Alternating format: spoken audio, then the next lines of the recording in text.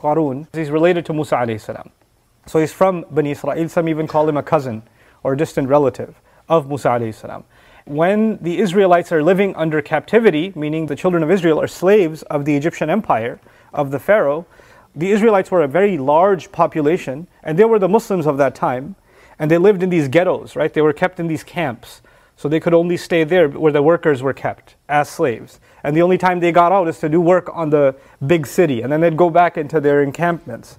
Well, because their population was so big, and it was constantly getting bigger, they were having children, there was a fear that they might start uniting and maybe planning a revolt against their masters. Because how long can you keep people slaves? Eventually they're going to organize, fight for their own freedom. So one of the ways the Pharaoh wanted to keep them under control is he had some people within the Israelites that were from that community, but he basically paid them off to spy on their own people. Everybody in the Israelites is a slave. Nobody's making any money, but Qaroon apparently has a lot of treasure. Inna Qaroona kana min qawmi Musa fabagha alayhim. The Quran introduces him as, no doubt, Qaroon was from the nation, the people of Musa, meaning he was one of the slaves among the Israelites. But he was a criminal against them. The point of that is, he was actually spying for the government of the Pharaoh. And he was informing who's doing what, to keep tabs from the inside. Nowadays, people have like security cameras. Some people act as security cameras. And there are lots of oppressive regimes in the world today that have that. They have people planted to keep track. The Muslim community is no different, especially in the United States, other parts of the world. There are people that are planted in masajid and things like that to keep an eye on us and whatever, because they're suspicious of us.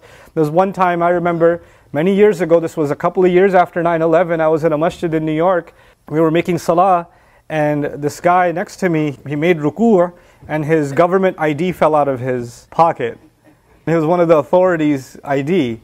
And when we went to sajda, I'm sorry, my peripheral vision, I can't help it. I messed up my salah because I was like, oh, 3 letters. But by the time we get up from sajda, the ID is gone back in the pocket somehow. So the sajda was a good maneuver for him to...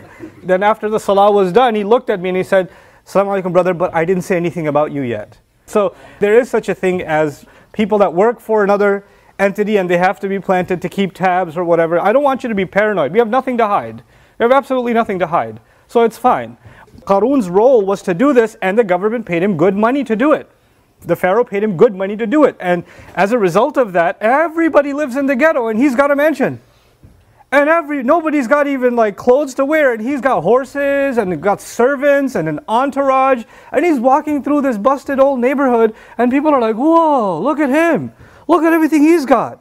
He's so rich. And so he sticks out like a sore thumb. In Texas, you have this phenomenon. Other places where I used to live in New York, we don't have this phenomenon. In Texas, you sometimes have old neighborhoods with old dilapidated homes. Right? And somebody decides he's going to demolish a home and build like a monster in the middle.